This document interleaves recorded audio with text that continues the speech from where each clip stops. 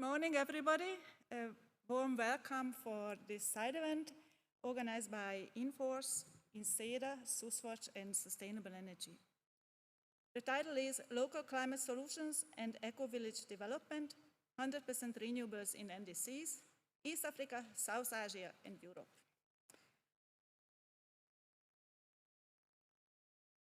There are more sections of your presentations. You will hear about the local solutions in East Africa, a catalog which we made online. Afterwards, there will be the position which was made by INFORSE-East Africa to the COP, where we are speaking about 100% renewable scenarios.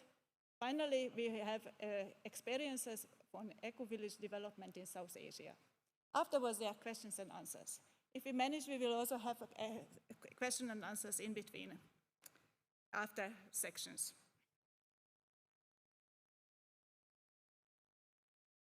First of all, warm welcome again. And it is, I'm representing INFORSE, which is the lead organizer. And you will hear about INFORSE Europe, INFORSE East Africa, and INFORSE South Asia. I shortly present INFORSE. This is our newsletter in the right, which you can also pick up a copy. And it was established in '92 at the Earth Summit. We have observer status to the UN, and we have North-South cooperations, and we have NGO cooperation projects among the members. There are about 165 members, and we are organizing and trying to make, we are making projects together in South Asia and East Africa, and also in Europe.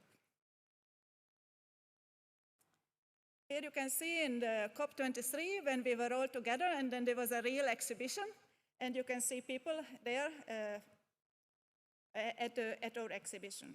We are looking forward to cooperation and action together to combat climate change, to meet the SDGs through renewable energy with focus on local solutions, gender equality, and end poverty.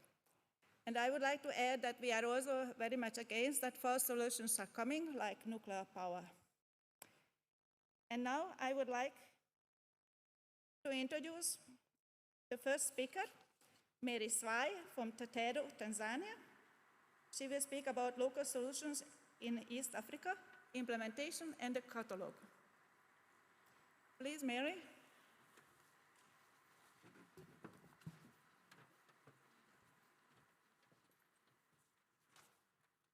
The floor is yours.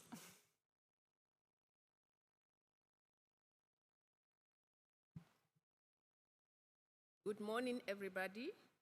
My name's M.Swai. I work for TaTEDO. TaTEDO is a Center for Sustainable Energy Services based in Tanzania. I'll be presenting on East Africa, Local Climate and Sustainable Energy Solution Catalog. Just a brief on TaTEDO. TaTEDO is an NGO.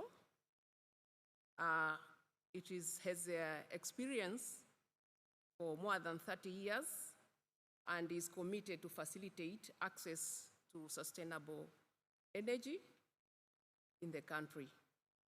Our overall objective is to improve people's livelihood by increasing their access to sustainable energy.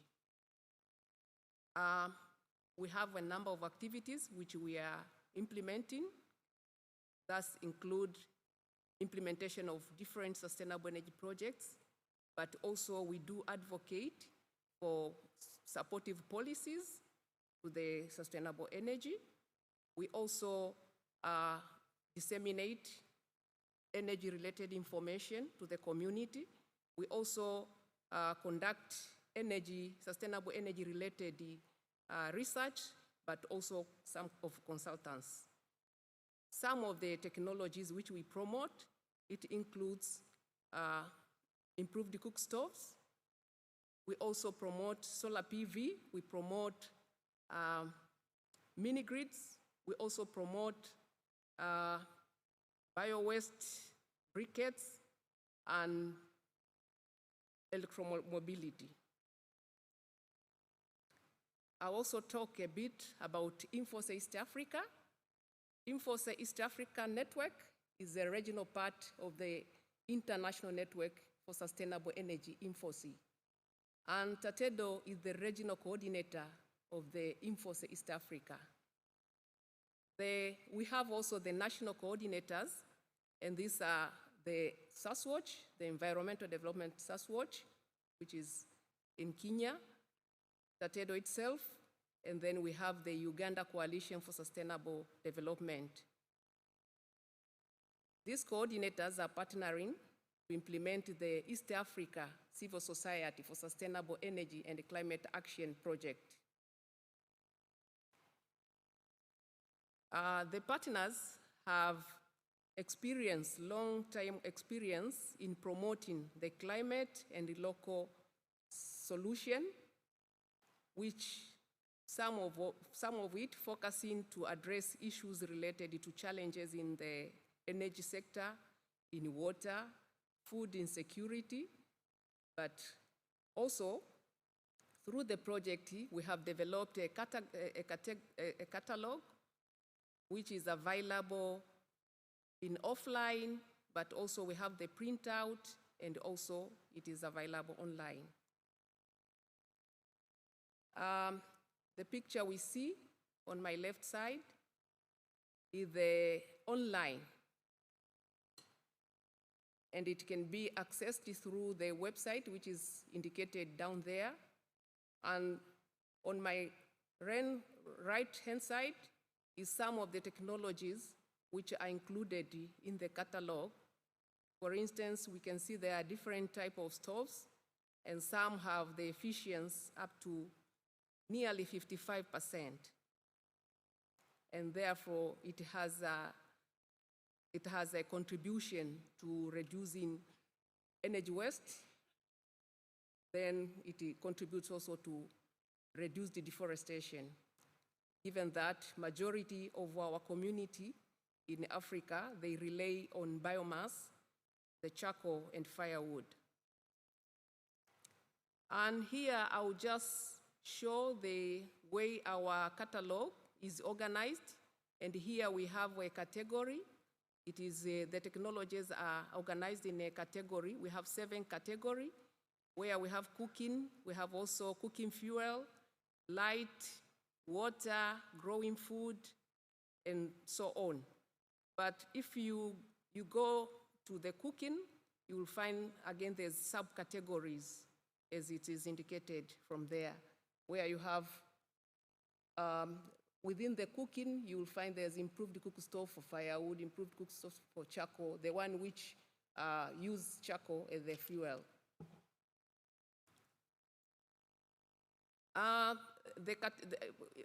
The other picture is also showing, if you deep down and you go to the specific technology, that's how you will see the catalog,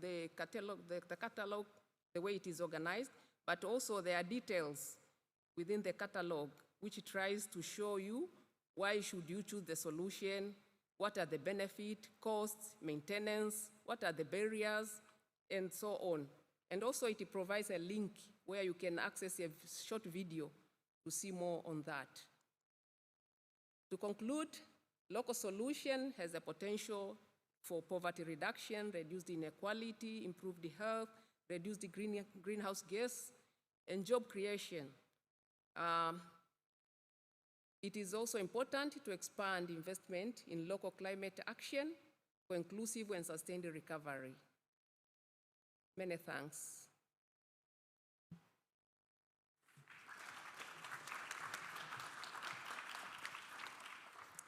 Thank you very much, Mary, and I hope many of you are looking at this catalog. There are almost 60 solutions available online, and then you can click on them and find much more on this. We think it's really an important step towards that people will get to know these solutions. And now I would like to, and it was a cooperation about many of the partners. Now I would like to welcome R.Kimbowa from UCSD, Uganda, and also he is chair of INFORSE-East Africa.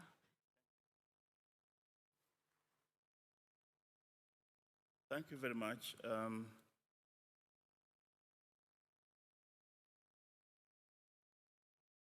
Yes, I'm talking about INFORSE-East Africa policy work and in relation to connecting the local actions that TaTEDO and our other partner GIP does to the regional and global climate and sustainable energy discussions that we are in right here in Glasgow. So my name is R.Kimbowa Richard. I work for Uganda Coalition for Sustainable Development and also chairing the INFORSE-East Africa. So INFORSE-East Africa, of course, as already mentioned, TaTEDO is SusWatch Kenya and UCSD are the national coordinators. But as partners, we have been cooperating, or we are cooperating on a project called the ISCA, that acronym that, the East African Civil Society, for Sustainable Energy and Climate Action, if I use that in the subsequently. We work to strengthen networking and participation. So the key point is that to scale up participation, but also scale up the voice of civil society in East Africa to influence global framework for climate change in terms of national strategies, as well as climate, for example, climate financing, NDCs and that. But also development of 100% renewable energy scenario, for example, in Kenya, that is we're going to hear about, and the one in Uganda that is still under preparation. We also have a series of dialogue events, virtual dialogues in the event of COVID-19. As you can see on the other side, we have recently, for example, participated in the high-level dialogue on energy with the UN, but also participation at the regional and the UNFCCC negotiations that Judith already alluded to. For COP26, we came up with a statement as INFORSE-East Africa, but the idea is that all of us as Kenya, Tanzania, and Uganda participated in the CSO preparations for the civil society positions, but collectively we developed a statement. And overall, this statement calls for dropping of any safe solutions, including nuclear power, BECS, and also to implement, but rather spend a lot of effort on implementing the Paris Agreement commitments, but also to prioritize decentralized solutions. Through the COVID situation, we have seen that decentralized energy solutions are key to overcome some of the unforeseen circumstances in terms of the health, for example, education, food, and so on for communities, rather than the centralized schemes. And then funding to climate adaptation and mitigation, again, we call very much for, these are sustainable solutions that should be provided for and supported. Specifically, we are looking at, we call for transparency, the avoidance of double counting and reporting. Future NDCs must all be 5 years, and the global stocktake, implementing in concert with civil society, very importantly to promoting local solutions. And then the implementation frameworks to strengthen capacity building and technology transfer, and then also national agenda actions across all the issues in the negotiation to eliminate vulnerability, especially of women and other social groups. Our partner, GIP, like what TaTEDO is doing in Uganda, are working in 3 districts in Uganda, because that is the local now. They are working in 3 districts in Nakaseke, Nakasongola, and Nebi, and are very useful in providing us with input for our regional and global discussions. But they are promoting the local solutions that Mary has mentioned, improved stoves, fireless cookers, and backyard gardening, and others. But some of these have now been documented into what Mary has shown us as a catalog that is online, but we're also making a print version of that. And then they train communities in different issues. But this training is trainings of trainers. So eventually the training of trainers go out and train others, and in a way it makes a multiplier effect. So to date, for example, they have trained they have had 2,300 stoves constructed, but these are benefiting over 10,000 people in circumstances. And I think during this COVID situation, there's a difference between that person who has an improved stove and that person doesn't have. So they have a publication that the road to energy independence that highlights the most significant stories, very interesting stories that you could read. I have a copy right there. You can have, if you're interested, you can get it. But they're really very, down-to-earth stories that people are talking about in some of these local solutions. So thank you very much. For more information, you can see a lot of our links that are provided at the end of this presentation. Thank you very much.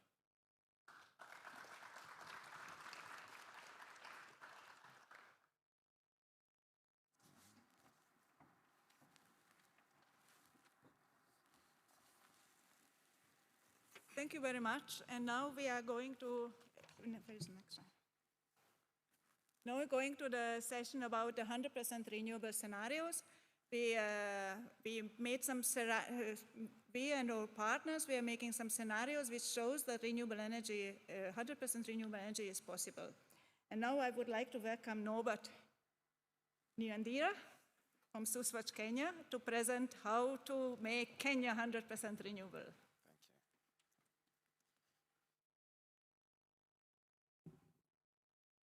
Thank you so much. My name, as has been mentioned, is N.Nyandire.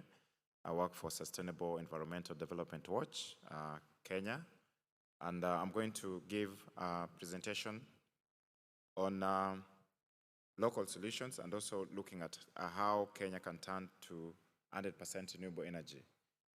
This is a presentation from a report that we developed in the past, looking at the Kenya's energy scenario, the energy supply, and then also looking at the scenario up to 2050. So to this, then Kenya's pathway to 100% renewables. Energy, as we all know, is the lifeblood of all societies, but its production from burning of fossil fuels produce carbon dioxide emissions that are released into the atmosphere on a grand scale, and the energy sector accounts for more than 70% of total global greenhouse gas emissions, which are driving climate change worldwide. So reducing carbon dioxide emissions from energy sector has a direct and positive impact of climate protection. So to this end, provision of clean and sustainable energy is essential for the realization of Kenya's Vision 2030 and the Big Four agenda, and is considered as one of the infrastructural enablers of the socio-economic pillar of the vision. And to meet this growing energy demand of its citizens, the Kenya government actively pursues new technologies to expand and upgrade the networks, as well as promote the transition of a renewable-based energy system. Remember, in 2019, the Bloomberg Index report actually looked at Kenya, and it was ranked 5th globally in terms of renewable energy investment and also the potential. So to this end, then some of the few milestones that have been made on cleaner cooking. Kenya has an ambitious target of achieving 100% access to modern cooking services by 2028, including efficient cook stoves for wood and charcoal, household biogas, liquid petroleum gas stoves, and others. And on renewables, renewable energy currently accounts for 70% of the installed power capacity, including large hydropower. It also accounts for more than 70% of the power generation, but production varies from year to year, with hydropower production that is low in dry years. Some of the recommendations that the report did to the government is that they need to increase investment in modern energy solutions, with energy efficiency and cleaner renewable energy should be prioritized, and this actually should also involve gender equality. Diversifying the energy mix into different renewables to reduce over-reliance on finite resources. And there's also need for more budget allocations to fully finance the exploitation of clean and renewable energy sources that are locally available. Managing the cost of energy through optimal combination of energy efficiency and affordable renewable energy should be a priority to the government. And they should also make biogas use for energy sustainable with a combination of efficient biomass use, efficient charcoal production, and also increased supply with plantations. They should also make transport energy sustainable with the use of electric transport, and some of the government ministries actually here, they've seen what is happening around. And we need also to raise public awareness of more efficient energy use, including energy efficiency measures. And besides that, then the Kenyan government also should involve local communities and county governments along the entire energy chain, as well as transparent and accountable management of resources for the mutual benefit to all, to reduce tensions and enhance ownership of projects.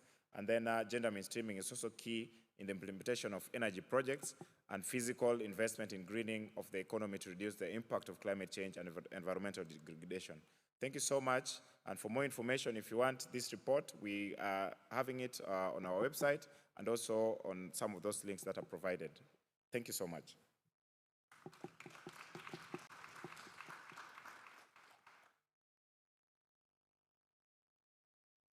Thank you very much. It was really nice to hear this, and I'm optimistic that it will be possible. And now I would like to introduce G.B.Olesen, who will present 100% renewable energy in Europe with energy efficiency and energy sufficiency. So now you can hear what is this sufficiency is about.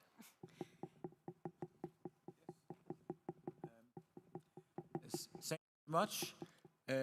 We've been working for 100% renewable energy with the INFORSE Europe network for quite a number of years.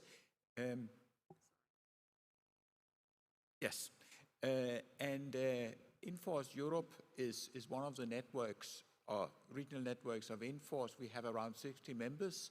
We are active in EU policies for energy transition.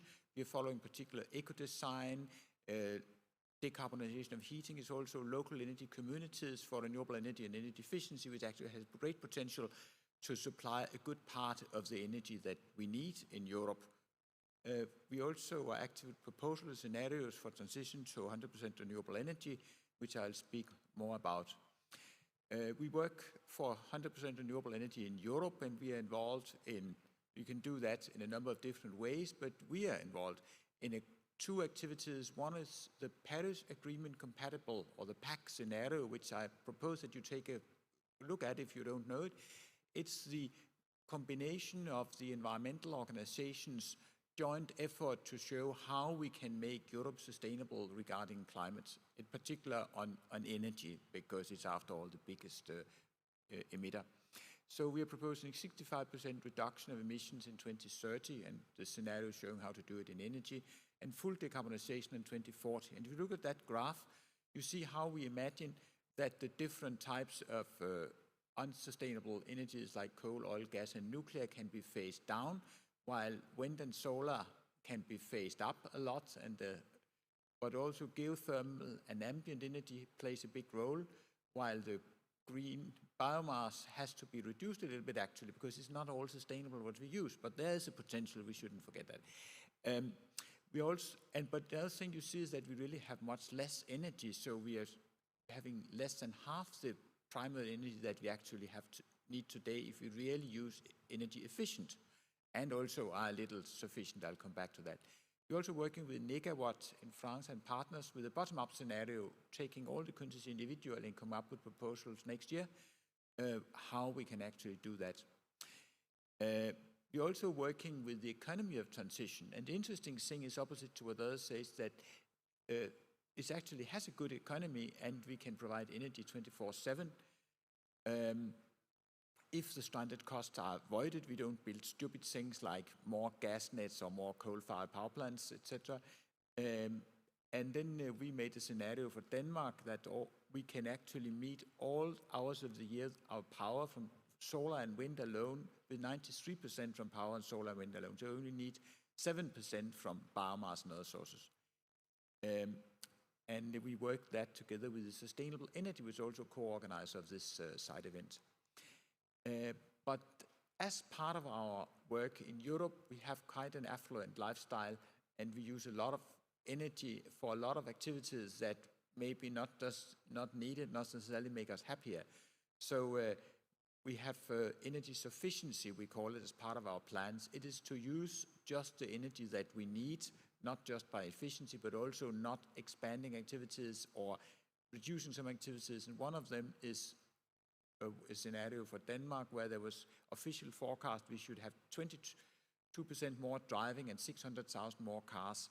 But if we proposed a mixture of taxation, spatial planning, and mobility alternatives, then we can stabilize and reduce. Like on the picture, we have an electric bicycle, which is actually a good alternative for really many people who are not traveling that long.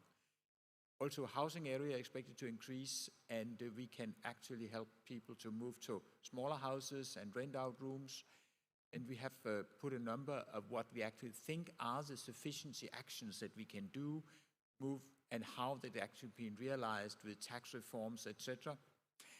And we can make, and our analysis show we can make a difference with energy sufficiency. We are just working now, it's not published yet, but on a sufficiency scenario that we have sufficiency in transport and housing and electricity use. So the good thing about focus on this one, in addition to renewable energy and efficiency, we can speed up fossil fuel phase out. If we continue the same development of renewable energy, we can't stop that. With a set of sufficiency measures, we estimated that we can cut Danish fossil fuel use around 1/3 on top of existing plants within the next 10-15 years, which could be a very important measure to actually realize the feature that we need to have these fast reductions. So we can make the transition faster, cleaner, and more sustainable. Thank you.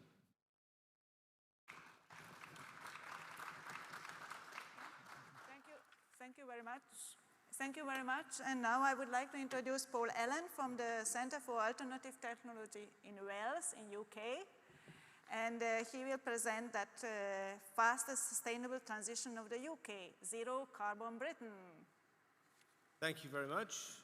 The Centre for Alternative Technology in Wales has been developing solutions for almost 50 years. It's been a really exciting journey. So what I want to do is to outline the benefits to a country of doing a national scenario. National scenarios for what it would be like to be in any country in the world at a net zero endpoint are important for opening new conversations. And one of the key tricks is to make sure that you use hourly modeling, which makes it robust, which makes you delve into the detail. So we launched our first report in 2007 to the UK government. We've been delving into the detail since then, over 14 years, and what I'm going to outline is from our most recent report, Rising to the Climate Emergency. The key thing is that if you're going to model it, you have to bring together energy, transport, buildings, and land use, which opens some important conversations. But when I was in the plenary yesterday on the Energy Day, one of the things that really wasn't mentioned here is powering down the amount of energy we use. In a Western country, we use loads and loads more energy than we actually need because the physical infrastructure was designed carbon blind and our lifestyles encourage us to buy more, spend more, travel more. So we need to think how we can unpick that. So in the report, we look at the 2017 baseline and look at how we can make a 60% reduction in the key areas of the appliances we use in buildings, how we heat the buildings, energy used in transport, but also the energy used by industry.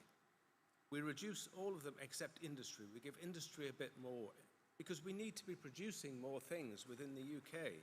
It's limiting the scope 3 emissions of the things that we're buying and importing from other countries. We need to manufacture more ourselves and we need to do it in a very clean way. And for the stuff that we do export and import, we need zero carbon trade agreements. So we can power down. It's absolutely vital, particularly for long industrialized Western countries, that we power down the amount of energy we use. Then we can power up clean technologies. Clean technologies are ready and waiting. Now, if this model was for Egypt, it would be a different mix of the different technologies than we've used because the UK is the Saudi Arabia of offshore wind, huge amounts of offshore wind. So about half of it comes from that. But we also have energy from heat pumps, which is the pink, and biomass. But in the scenario, we only use UK sustainable biomass. Only a small proportion of it is used for energy. Quite a lot of it is used for actually capturing carbon to upgrade surplus hydrogen to synthetic methane. But if we then choose the technologies carefully to match where we are and choose to move them around the country, we can minimize the peaks and troughs in energy supply. But land use is absolutely key. And we need to begin by thinking what we use land for. If we look at the two circles, the inner circle is the mix of the 4 different types of foods that the government recommends to be healthy, long-lived human beings. So the green is fruit and veg. We should be eating 9% fruit and veg. it's 39% fruit and veg. We're actually only eating 9%. We should be eating 5%, the purple, high fats and sugars. We're eating far more. So if we can bring our diets much more in key with what's healthy for a human being, it doesn't mean you have to be vegan or vegetarian, but you're eating a balanced diet, we can actually free up land to double the forest cover. We can restore peatlands that were drained in the 1950s and make nature vibrant and make nature capture carbon again. So you can see the difference between the baseline, which is the 2017 baseline. About 80% of our emissions comes from burning fossil fuels, about 9% from industry, about 10% from agricultural systems. In our scenario, we are doing the heavy lifting. If you do the heavy lifting, you power down, you power up clean technologies, you can make very, very big reductions in the amount of emissions. But there's still some residual emissions you need to balance off. And by revitalizing natural systems, we can do that. But what we need to avoid is using carbon capture to prop up business as usual. You can only use net zero balancing if you're doing the heavy lifting, because there's only so much that we can do. So we've been working with key clients. We don't just want to do reports and research and have them sit on shelves. We want to get out there and engage with people. So we've been launching it in UK government many times. We've been engaging with devolved governments like Scotland. We've got very good relationships with Welsh government. They really seem to get it, and they're excited about what they're doing. But we've also been working with over 60 councils across the UK. We've worked with businesses, arts, citizens and communities. And we've been exploring how we can actually make this happen. One of the key tools we offer is what we call the 4 directions. A council, say a regional council in Telford, can act downwards on what it has control over. It can work sideways, sharing good examples of what it's done. Or if it's going to do a big social housing retrofit, learn from other councils that have done it. And then you can lobby upwards for the changes you need in policy and the resources. You can also work inward. We've been working with the Carbon Literacy Project to give the basic carbon literacy training to all of the people who make decisions. Another key tool is multi-solving, is thinking across boundaries. If you make the changes we need to get to zero, you can also make the air cleaner, you can improve diets, you can reduce fuel poverty, which builds a larger coalition of support. So the key thing is, if you have a national scenario for where you live, it can catalyze new thinking. It can inspire new research, because there's lots of difficult questions. But it helps people reimagine what it would be like where they live if we get to net zero. Think across silos. You can link up academic research that is normally just not connected. But I think overall it's the power of the positive vision and how people get excited about knowing that we have all the tools we need to do this. So we've been working with a diverse range of partners. There's been some councils we've been working with for years, like Liverpool, Yorkshire, Shropshire, and we've also been working with government. But we recognise that we need to move on from just doing the modelling. We need to have the tools to support society so they don't have to begin with a blank piece of paper.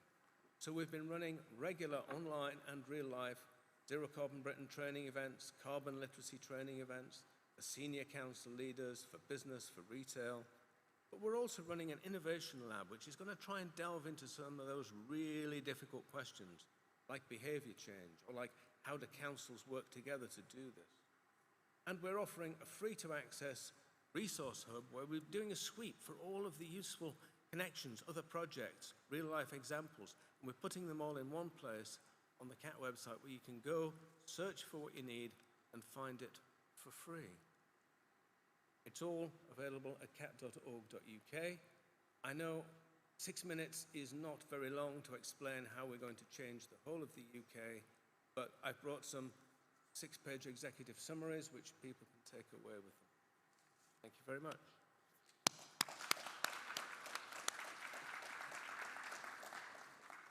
Thank you very much, Paul. And I just want to mention that when INFORSE was established, the International Network for Sustainable Energy, INFORSE, was established in '92, then it was presented a global view on having 100% renewables. And in that time, everybody said, oh, it is not possible, we are crazy, and so on.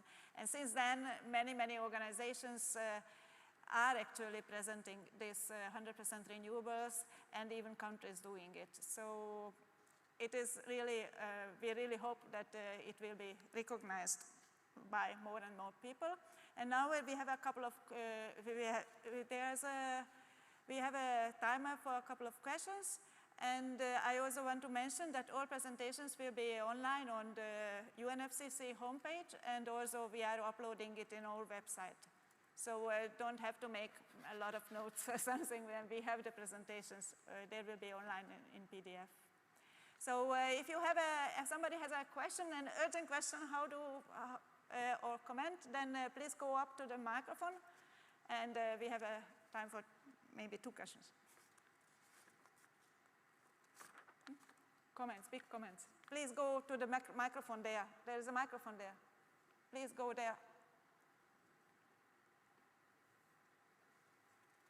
And this is an advantage of a real place and the real people, not just on Zoom. Yes, please.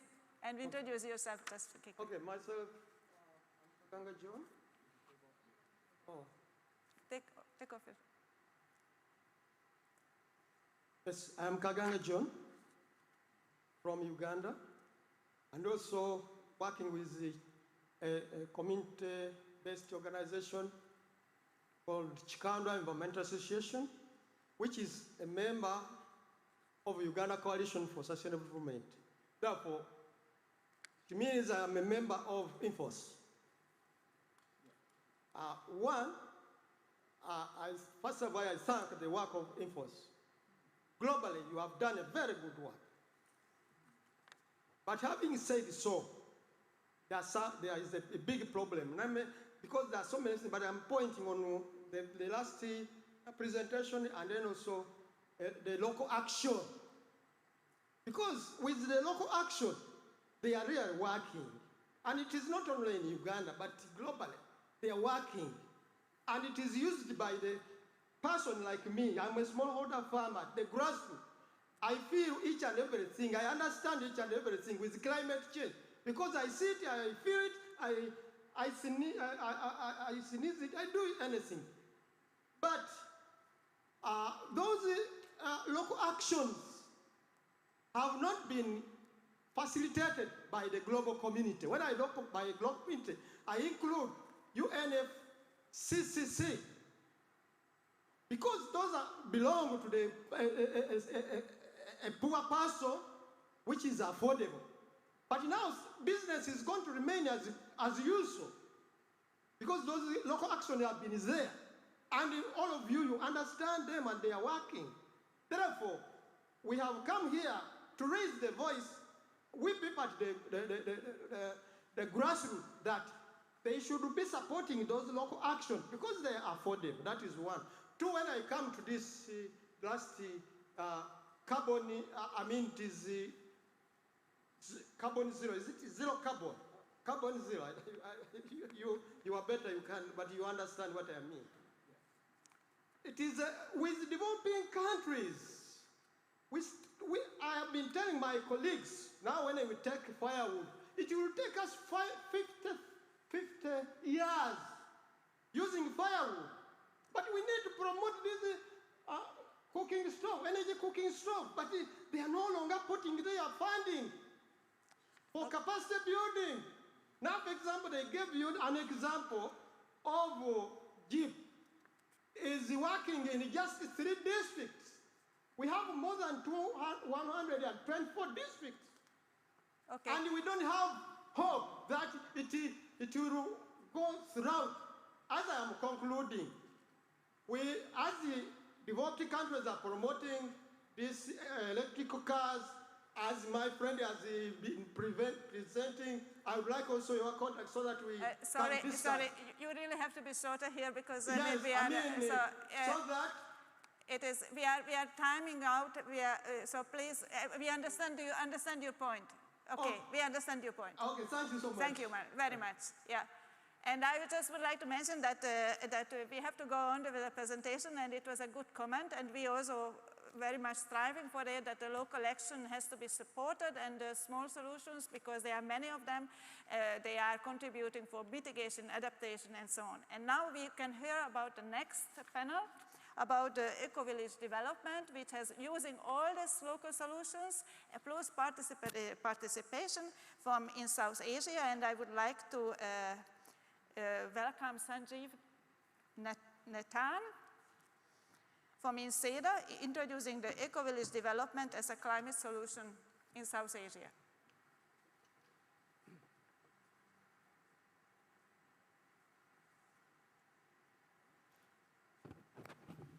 Good morning, good afternoon, good evening, ladies and gentlemen, sitting here and all those who are joining us online. I am Nathan from Integrated Sustainable Energy and Ecological Development Association. This is an NGO working since 1995 in South Asia, and INSEDA has observer status in UNFCCC since 2015. We have developed various technologies and climate-friendly eco-village development model as effective mitigation adaptation solution. And we have transferred these technologies to different countries, Cameroon, Uganda, and we are also working on the projects under gold standard and carbon credit projects. Now, the EVD village development, it helps in race against climate crisis, because 70% of the population in India and of course in South Asia, they live in rural areas, and finding local solutions for them is very much necessary. And in a climate crisis, we can see that local solutions are very important. This consists of eco-friendly, low-carbon, green technologies, which can be within the village and easily implemented, and can help mitigation of climate impacts and build climate resilience, and focuses basically on the people who really need it, especially women, poor, marginalized, and weaker sections. And it covers energy, water, agriculture, livestock, fodder, food processing, and also income generation. Some of the technologies, if you can see here, say as a biogas. This biogas plant is constructed using bamboo frame instead of bricks. So you can see the bamboo frame, and we train women to weave the bamboo frame. So women are also involved here. And then it is plastered from inside and outside. And you can see at the end of the pictures, there's a happy woman, it's like LPG she's using, and it can also be used for lighting purposes. And then roof water harvesting tank, which also we are constructing using bamboo frame.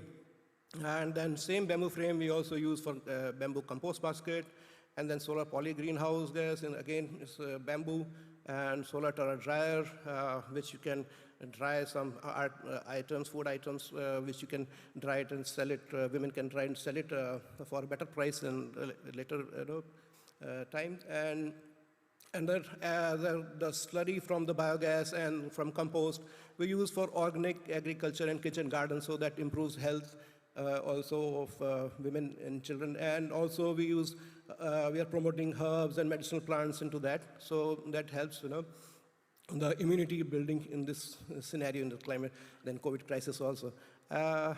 We have also developed this G.Herath multi-purpose hybrid improved coke stove. This coke stove uses the flue gases to warm water also.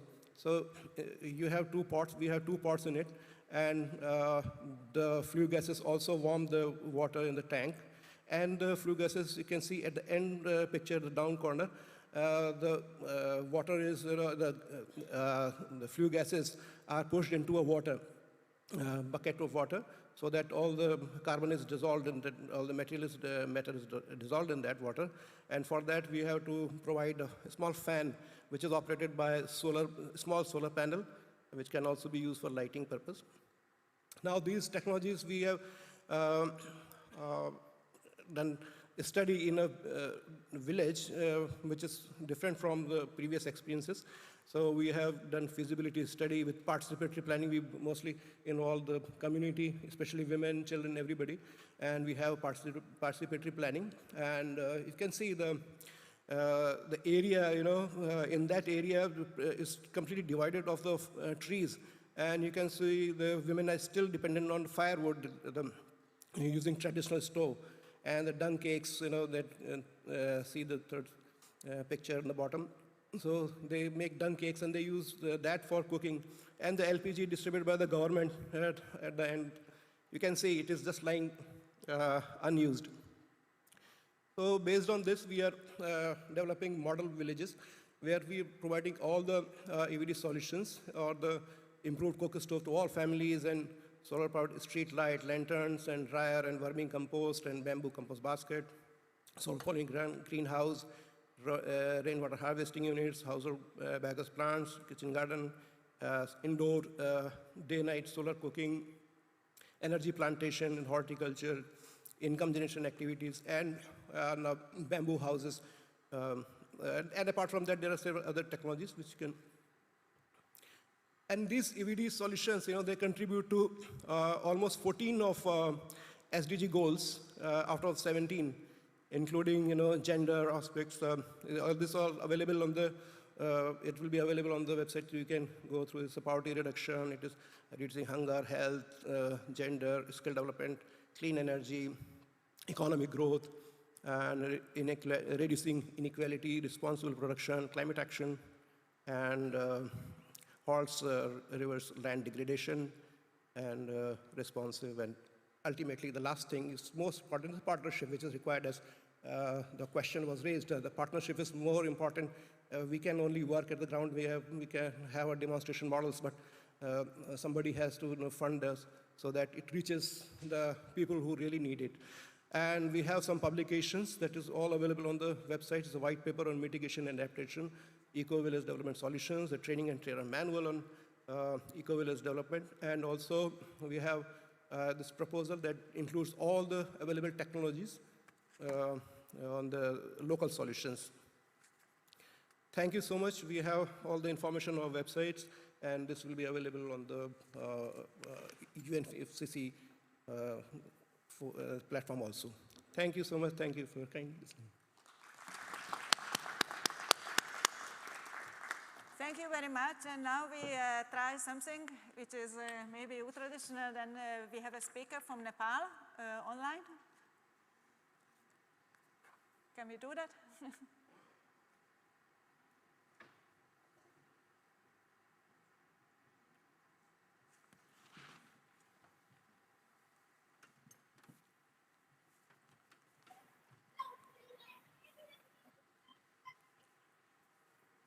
Nirai, we can see you.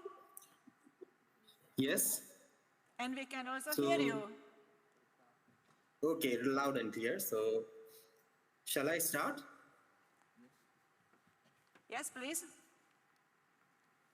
The first slide is on.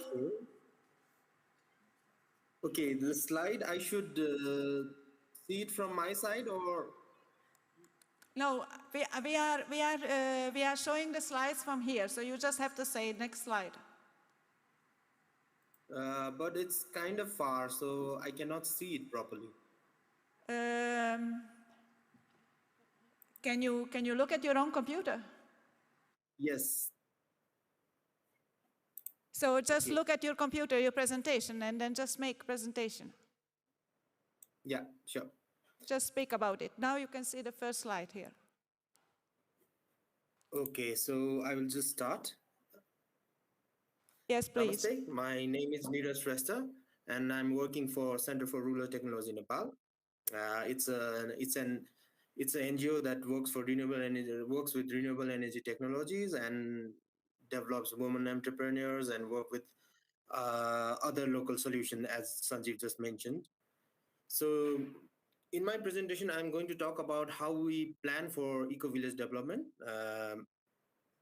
Here you can see a planning process.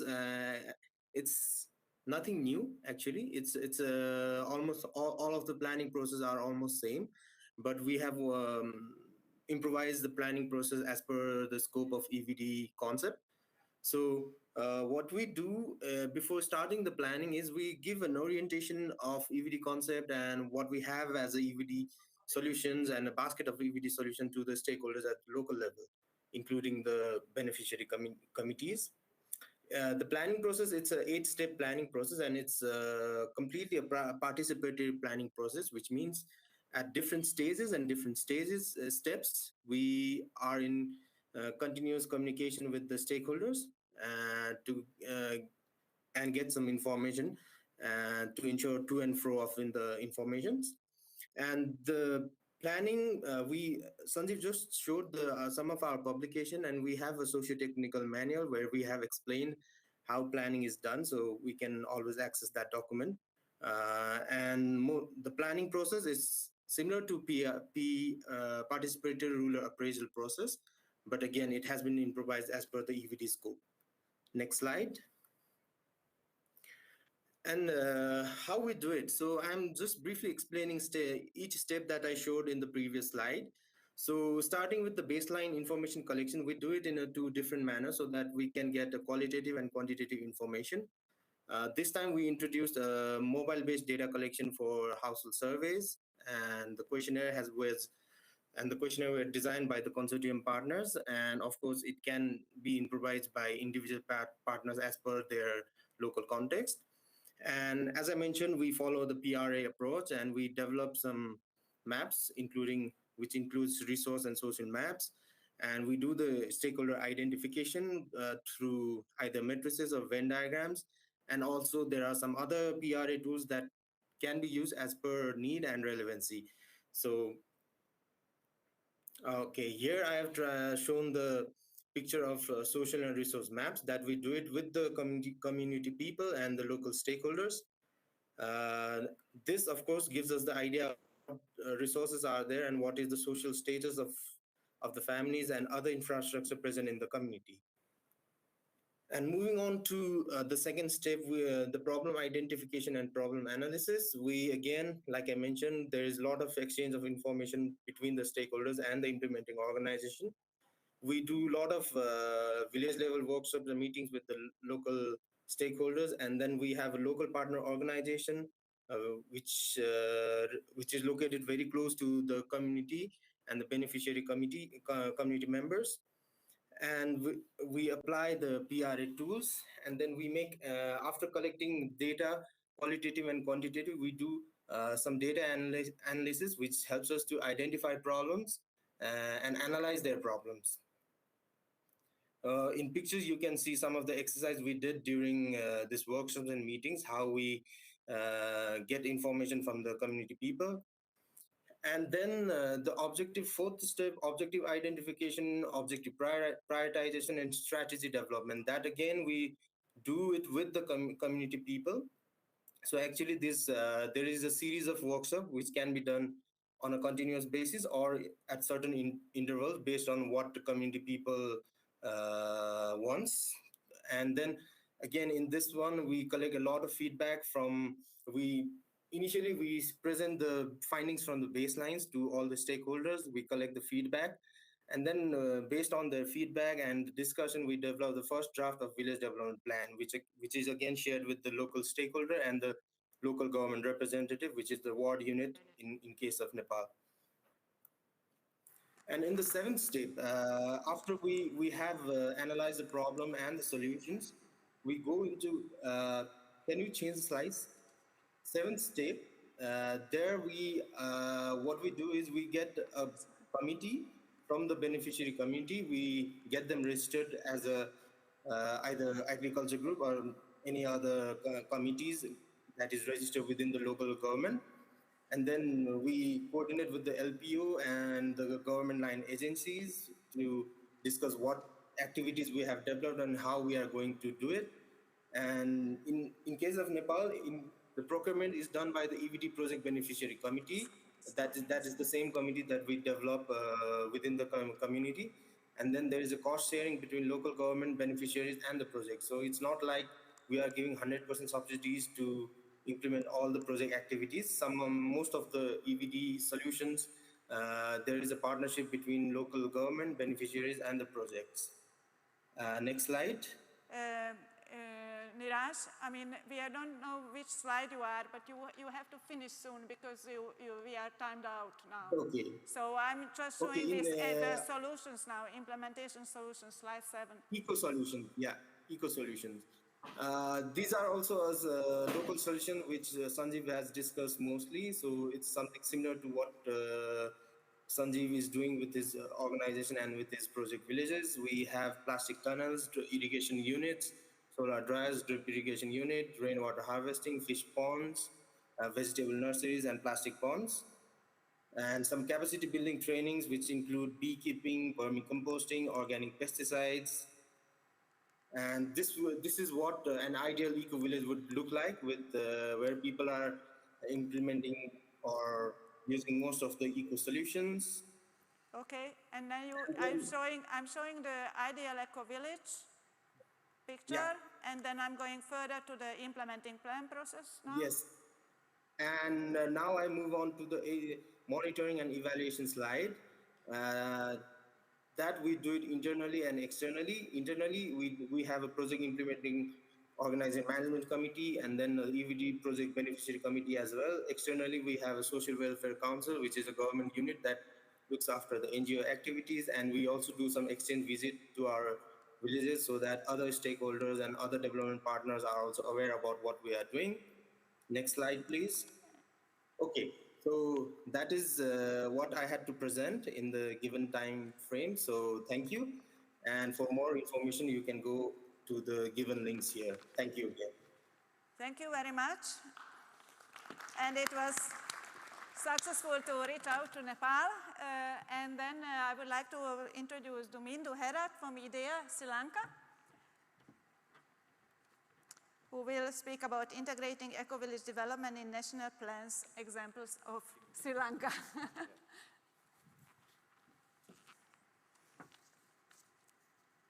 Good afternoon to all.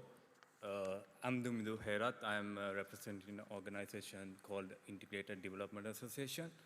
It's a Sri Lankan-based non-profit organization, and we primarily work on natural resource management, rural energy, and rural village development activities.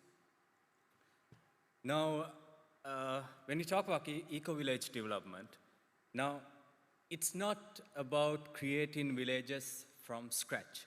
So we are talking about transforming the existing villages to be more sustainable in the long run. So that is the norm of what we are doing. So when you talk about developing villages itself, understanding the context of the villages is really important. So here I've shown various pictures which shows different aspects. The climate vulnerability side of it, the resources, local resources they use, the pollutions, the waste disposal, the traditional livelihoods, and like brick making and so on. So in Sri Lanka, we use around 80%, let me rephrase it. Now 80% of the population use biomass in Sri Lanka. So it's primarily the rural sector which uses biomass, and 8% of the population, they do not have access to safe drinking water. And of course, as shown in the picture, we have this coastal pollution when it comes to waste, and it comes with the malpractices as well. Now, when we go to the eco-village development, I said context is important. Then understanding the communities more is really important, because we are working with the grassroots communities. Unless we understand them well, their needs, their issues and everything, their behaviors, their local patterns, their religions, the ethnic groups and everything, it's not going to be possible. Then designing solutions which works best for them. What works best for them is something affordable, something robust, which they can spend upon. So, and it has to be eco-friendly and low carbon as well. And ultimately, we have to empower them. There's a power disparity when it comes to any developing country, because they do not have the power to make their own decisions for their own villages. So how we do it? We do the participatory community-based village development planning. So that's the approach we take, where we take into account the communities and plan for their village with them. Now we have demonstrated this in the Matale district in Sri Lanka, one of the central districts in Sri Lanka, and now we have initiated another EVD intervention in the southern coast of Sri Lanka for the coastal communities as well. So it's in the planning phase. Now, design of solutions. Of course, there are, I'm not going to repeat the solutions that we've done because it has already been covered, but it has to be low carbon and it has to make use of the local resources. It has to be feasible. It has to integrate with other solutions as well, other household level activities as well. Capacity building is important. Livelihood development is important. Entrepreneurship, we have to enhance the entrepreneurial capacities of people. Market access is really important. And ultimately, climate resilience, that's what we need to build of the communities. So we have rainwater harvesting, all the things that Sanjeev mentioned earlier. Now, mainstreaming and scaling up. What we really need is a kind of a concerted effort.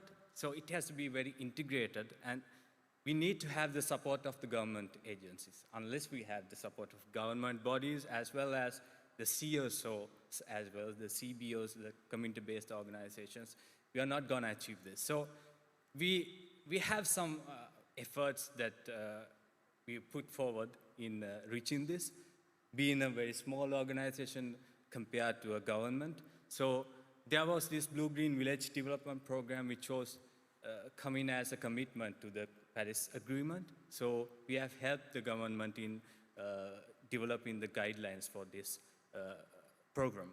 And there's another program called Gram Shakti Movement, which takes control of eradicating poverty in Sri Lanka, mainly for the villagers and the rural sector. So for that, we've trained the development officials on ground to how to do the village development planning and the participatory approaches as well. And some of these another one, another local national level program. And currently we are having this Green Village concept, which was in the roadmap of Central Bank of Sri Lanka.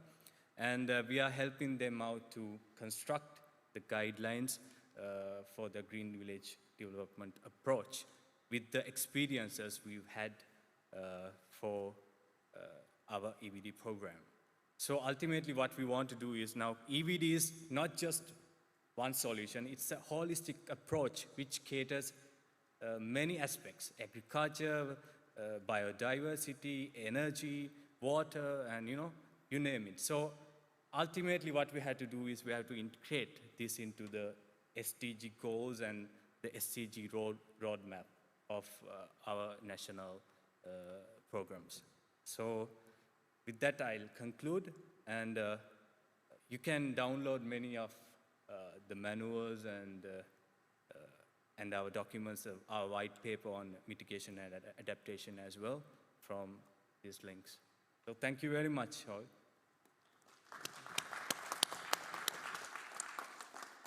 Thank you very much, Tumindu.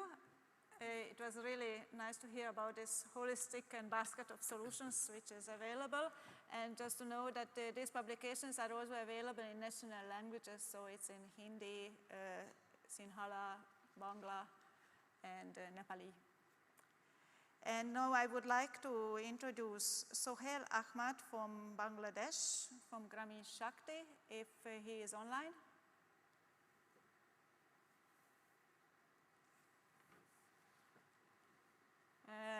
Sohail, we cannot hear you. What? Is he on mute? What? Is he on mute? Yeah, you have to unmute yourself. Yes, can you hear me now? Yes, wonderful, yes. Fine. In terms of the presentation, I know there is a difficulties. So what I would do, I will rather start saying slide number 1, slide number 2. Yeah, and accordingly, you will scroll down the slides. Yes. Okay. Yes. So this is slide number 2. In fact, I'll start from here. I'll start from here, and then as I move on, I'll keep on saying the next slide, and you kept on moving. So I'll popping up the presentation in front of me.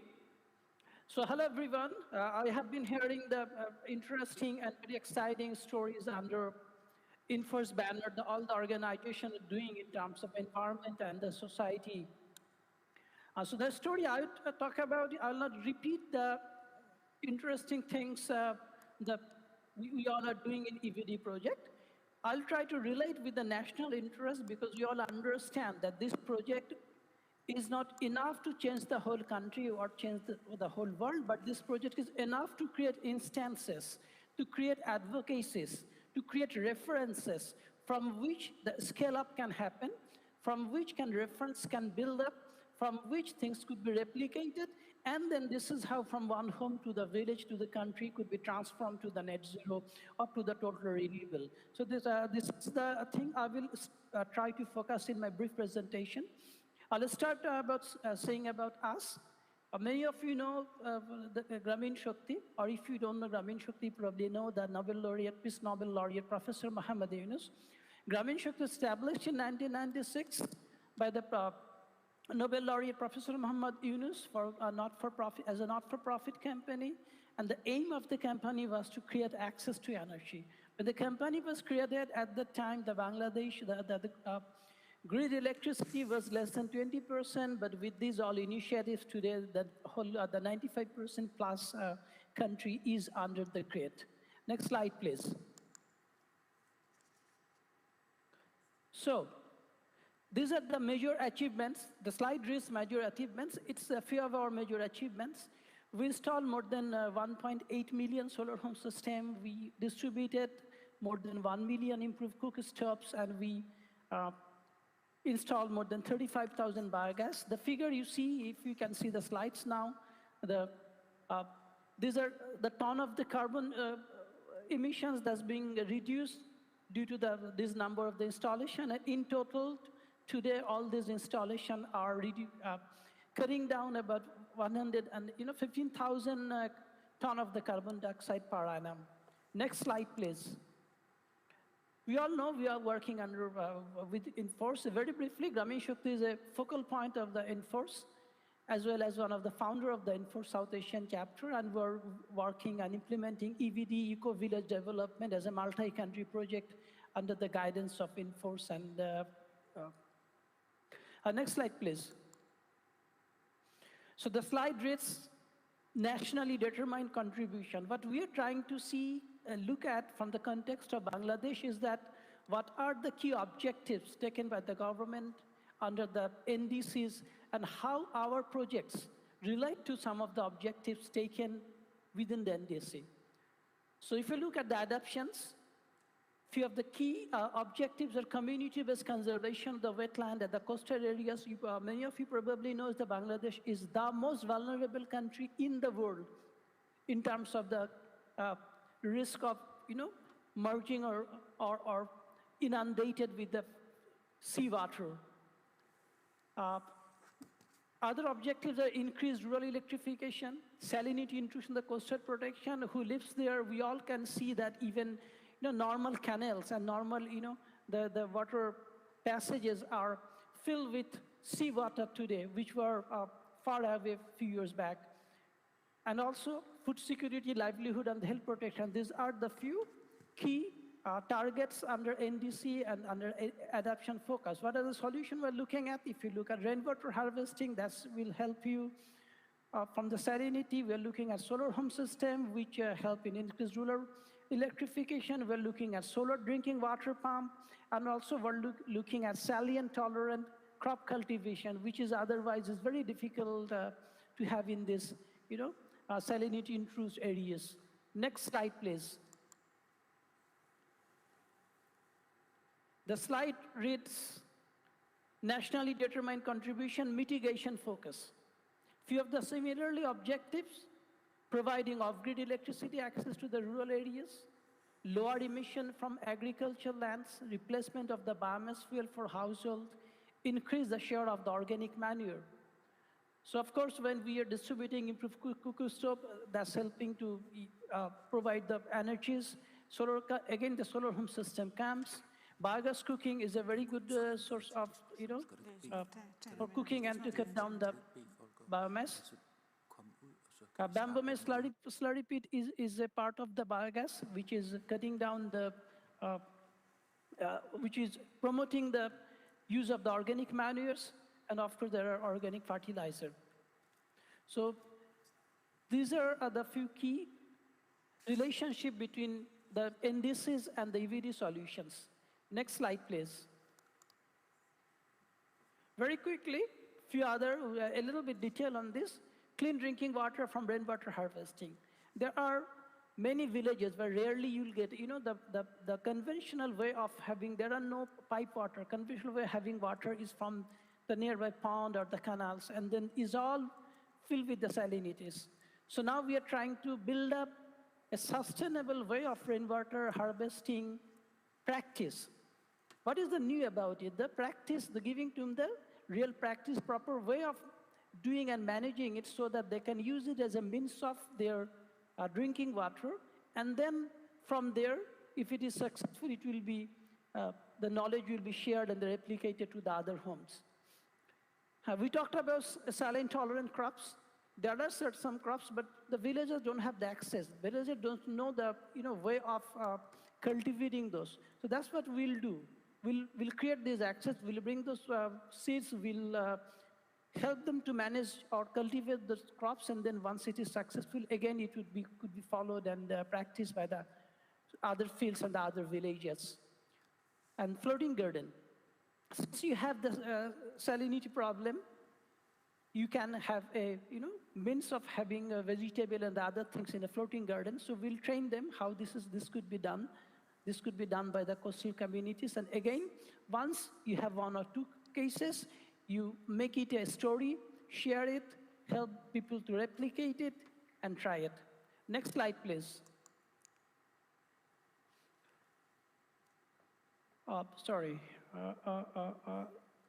Yes. The slide reads mitigation solution. We talked about the solution, but here we give you example. The clean cooking solution, we already shared with you that we distributed more than 1 million cookstoves, but still there are places where it's not there. And then the main problem, who work with the clean cook solution, they know that you can distribute an improved cookstove, but it is a challenge for the villagers to make it a habit, make it, using it year after year. So this is something now we're working on. There are a lot of cookstoves distributed in Bangladesh. So what we are doing under this, we are distributing it to the places where it is not available. At the same time, we are trying to make it a regular practice so that they kept on using it. So that's what we are trying to do, and this clean cookstoves will help to reduce the use of the biomasses. We are doing solar nanogrids, a very interesting project. We have millions of solar home systems today. But then the grid is also there. So we are creating grid among the solar home, the homes who has solar home system, which is enable them to trade electricity. So what happened? Previously, you are using solar home system just to get electricity or just to get the light. Now, alongside getting the light, you can trade the electricity, and this can be a source of your income generation. So this is how you are creating producer, prosumer, and the consumers. We talked about the biogas plants, but the biogas plants normally we used to build up in our country is the brick and the cement made, but now we are trying to introduce this fiberglass made biogas because there are a big time when we have monsoon, a lot of rains are there. So when it's raining, it's very difficult to build up those brick-made biogas plants. Now this is portable and this is very easy to install even it rains. So this is how I tried to relate that how different solutions under EVD also relate to the objectives and the goals taken under NDCs of the country, and this is how we, from one small initiative, we can go to the level where the whole country can transform. So now I'm going to the last slide. The last slide. Yes. The last slide. Yes, you did. This is the last slide. This is very interesting thing. As I said, Bangladesh is the most vulnerable country in the world. Today, in this COP26, this film will be featured, the salt in our waters, an epic tale from the Bangladesh. So this is to the whole world, create a reference that how this salt intrusion is happening in Bangladesh and how important. If you have time, you can go and watch this. There are a link. So this is officially featured in this COP26. The salt is in our water. So with this story, I'm going to finish my speech, my presentation, and to show that how important the issue we talked about today, because not only me presenting from my office room, it is today a world story, and they are featuring in the COP for the whole audience. Can you go to the thank you slide, the next slide one? So that's thank you, and the underlying statement saying do it with joy. We practice, we are the largest social business house in the world, and there are certain social business principles. There's a 7 principles, so let's do whatever we do, let's do it with joy, let's make it happen together. Thank you very much. Over to you, Judith. Thank you very much, and I'm very happy that we could see you and all over from Bangladesh. And if you have any other questions, we are out of time, but we have any other questions, we can do the questions outside, and everybody can pick up Sustainable Energy News, where we are featuring these achievements and projects and ideas and our positions. And we are happy to answer any of your questions and make contacts and new cooperations in the future. Thank you very much, all of you, that you came to our side event.